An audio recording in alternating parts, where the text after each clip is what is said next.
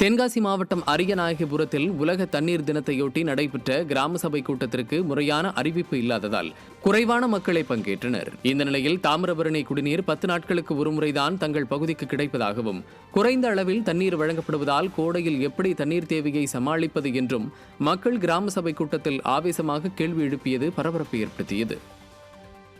நாங்கள் ஒரு பப்ளிக் பாலடைஞ்சு தண்ணி மோட்டர் வச்சு மேலே ஏற்றி தான் கொடுக்காங்க சார். நீங்கள் அதை கட் பண்ணி விடணும்.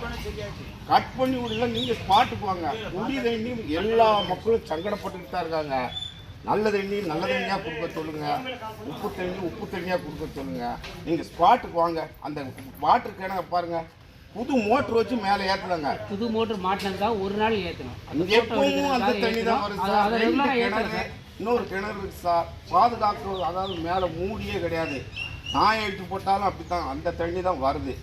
மோட்டருக்கு கிணத்துக்கு மூடியும் கிடையாது. இதுதான் என்னுடைய கோரிக்கை. மக்களுக்கு நல்ல தண்ணி கொடுக்க சொல்லுங்கள். கடலூர் மாவட்டம் கத்தாழை கிராம சபை கூட்டத்தில் என்எல்சி நிர்வாகத்தை கண்டித்து தீர்மானம் நிறைவேற்றப்பட்டது. என்எல்சி 2வது விரிவாக்க சுரங்க பணிக்காக கரிவெட்டி கிராமத்தினர் 75% நிலங்களை கொடுத்துவிட்டு வெளியேறிய நிலையில் 25% மக்கள் மட்டுமே தற்போது உள்ளனர். இந்நிலையில் தங்களுக்கான வாழ்வாதார இழப்பீடு எதையும் தராத என்எல்சி நிர்வாகம் தங்கள் கிராமத்துக்கு குடிநீர் மற்றும் மின்சார இணைப்பு எதையும் கிடைக்காமல் செய்யும் நடவடிக்கைகளிலும் ஈடுபடுவதாக கிராம மக்கள் குற்றம் சாட்டினர்.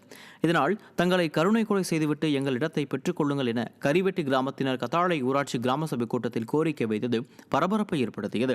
அத்துடன் என்எல்சி நிர்வாகம் இழப்பீடு வழங்காமல் உள்ளதற்கும் கண்டனம் தெரிவித்து கிராம சபை கூட்டத்தில் தீர்மானங்கள் நிறைவேற்றப்பட்டன.